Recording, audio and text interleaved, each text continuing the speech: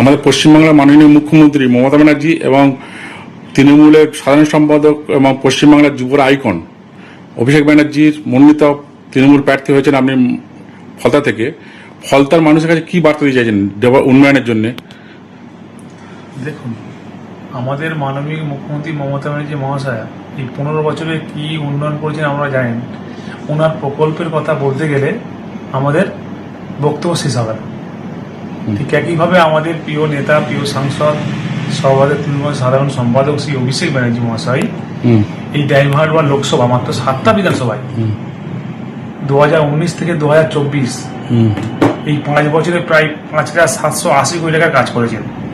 এটা শুধু আমরা মুখে বলছি না, আমরা তথ্য নিয়ে এবং পেপার নিয়ে কথা বলছি। ঠিক একইভাবে উনি কথা দিয়েছিলেন 2024 থেকে 2029 এই 5 বছরে প্রায় 10,000 কোটি টাকার কাজ করবেন, উন্নয়ন করবেন বলেছেন। এই 7টা বিধানসভায় এক একটা বিধানসভায় কত কোটি টাকার কাজ হচ্ছে সেটা আমরা বুঝতে পারছেন। তাই উন্নয়নে বলার কোনো জায়গা নেই। সাধারণ মানুষও জানে যে কীভাবে রাস্তাঘাট থেকে শুরু করে পানীয় জল থেকে শুরু করে স্বাস্থ্যব্যবস্থা থেকে শুরু করে তারপরে একটা পর একটা প্রকল্প, এই যে যুবসাথী প্রকল্প, এই যে কৃষকদের যে অনুদান দেওয়া হচ্ছে, একই সঙ্গে এই যে লক্ষ্মী ভাণ্ডার টাকা আবার বৃদ্ধি করা হলো। যাই উন্নয়নের কথা তো বলার কোনো জায়গায় নেই। মানুষ সত্যি তারা খুশি, আপ্লুত, উন্নয়নের কোনো প্রশ্ন নেই।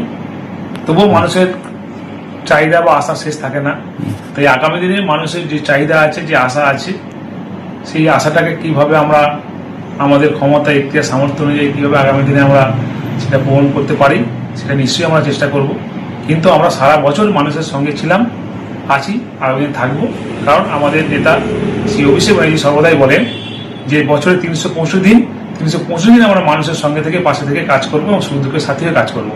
আমরা কারোর মতো শীতের পাখি আর বসন্তের কোকিলের মতো ঠিক নির্বাচন আসলে মানুষের কাছে দরবারে যাব এই ধরনের আমরা কর্মসূচি নিই না। আমরা ইলেকশনের সময় কোনো কর্মসূচি করি না, আমরা সারা বছর মানুষের সঙ্গে থেকে কাজ করি।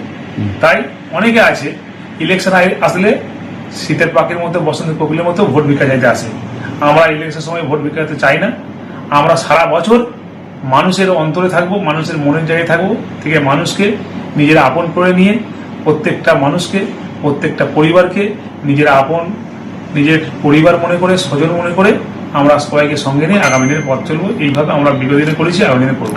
আপনি তো নিজে একটা জেলা পরিষদে কর্মদক্ষ পূর্ত এবং পরিবহন দপ্তরে আপনি প্রচুর কাজ করেছেন। আর আমি মানে ঘুরছিলাম আপনার ফলতারিয়া, যে নদীর পাড়ে যেগুলো ধীবররা বাস করছে বা জেলেরা যারা ধীবর, ওদের তো যে কোনো মানে প্রাকৃতিক দুর্যোগ হয়ে গেলে ওদের সমস্যা একটা দেখলাম যে কোনো সমস্যা মানে হতে পারে। তারপর আপনি কি করবেন? কাজ কমপ্লিট হয়ে গেছে, আপনারা দেখে আসবেন। শ্যামসুন্দরপুরে চলে যাবেন, তারাগঞ্জে চলে যাবেন, নৈনান বুথে যাবেন, যে নদীর লাগোয়া যে সমস্ত বাড়িঘর ছিল সেখানে সুন্দর পাইলিং করে প্রচুর কোটি টাকা খরচা করে আমাদের প্রিয় সাংসদ অভিষেক ব্যানার্জি মহাশয় সেখানে ডেভেলপ করেছেন। দরকার পড়লে আপনি একদিন গিয়ে ওই স্পটে ভিজিট করবেন, ছবি তুলে আনবেন, আপনি গেলে দেখতে পাবেন যে কত ভালো কাজ করেছে। আচ্ছা, আরেকটা জিনিস হচ্ছে আপনার ফলতারিয়া প্রচন্ড মানে ইন্ডাস্ট্রিয়াল বেল্ট, কিছু কিছু কারখানা বন্ধ হয়ে গেছে, শ্রমিকরা বেকার হয়ে গেছে। সে ব্যাপারে আপনার কি বার্তা আছে পরবর্তীকালে আপনি এমএলএ হওয়ার পরে? সেটা আমাদের সাংসদ শ্রী অভিষেক ব্যানার্জি মহাশয়ের সঙ্গে কথা হয়েছে। আমরাও বদ্ধপরিকর আছি ইলেকশনের পরে কিভাবে ওই সমস্ত ইন্ডাস্ট্রিগুলোকে আরো কিভাবে ডেভেলপ করা যায়, যাতে আরো মানুষের যাতে বেশি বেশি করে কর্মসংস্থান করা যায়, সেদিকটাও আমরা মাথায় রেখেছি। আগামী ইলেকশনের পরে আমরা সেইগুলোকে ফলো আপ করবো বা লক্ষ্য রাখবো। Thank you very much. আমি আমার তরফ থেকে এবং আমার ফলতা জনের যিনি ফলতা বিধানসভার ক্যান্ডিডেট জনাব জাহাঙ্গীর খান মহাশয়ের যে ইন্টারভিউ নিলাম, আমি আমার তরফ থেকে ধন্যবাদ।